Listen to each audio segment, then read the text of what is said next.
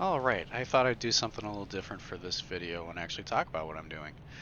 Today's mission is to land on one of these sandbars. With any off-airport landing, I first want to look for obstacles that might be in the way on approach, departure, or even anything that could obstruct a pattern. Remember, this isn't an airport, so none of the things we take for granted at the airport are given here.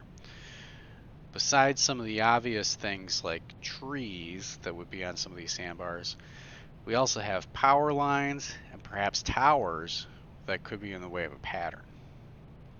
This particular area of the river I've been to before and know where the obstacles are. Downriver there's some power lines. Upriver we really don't have anything, so this particular area is clear. We just have to watch out for the trees. Typically landing downriver is best practice because of how the sand deposits. It's a lot easier to roll off of a curb than up one. So now that I'm confident that we have a clear approach and departure path, we're going to go do some inspecting. I have 3 candidates that I want to check out. This first bar is plenty long and I didn't see any obstacles sticking out of the sand, but the sand just looked a little rougher than I really wanted to attempt.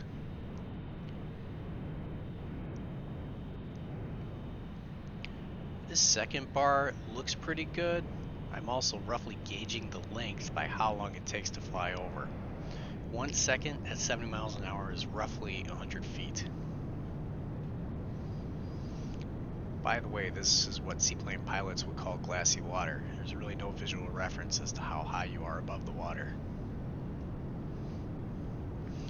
This third bar had a couple of sticks that could be obstacles. They don't really show up in the video, but I decided I'm not really feeling it. And we decided to stick to the second bar. Now that I've picked out my sandbar and have inspected it from just above the surface, I want to feel what condition the sand is in. The way to do that is to perform a light touch and go and feel how grabby the sand is. Sand conditions can change, and it isn't a given that a sandbar you've landed on previously is still safe.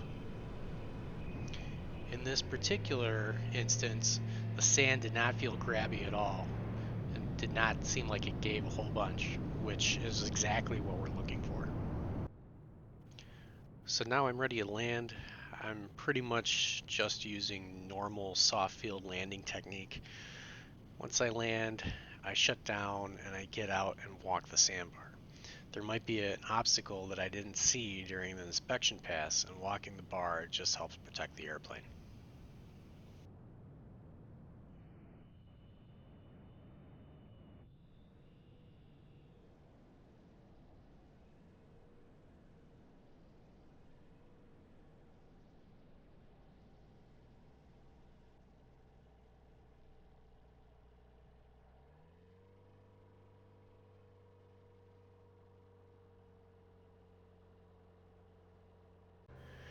So here we are taxiing back. You can see all of my tracks as I was walking the bar. One thing to note is that before we left the hangar, I let as much air out of the tires as I was willing to. I probably got a little carried away with how much I let out, but we didn't sink, so I'll take the win.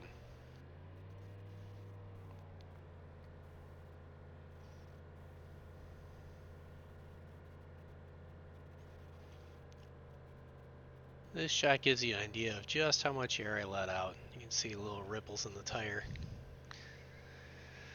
For departure, I basically just treat it like a ski plane departure. Get the tail wheel off the ground, but keep it as low as possible.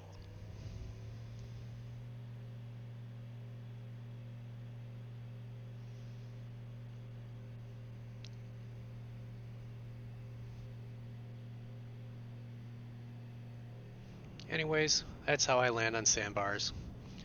Thanks for watching, and tell your folks I said hi.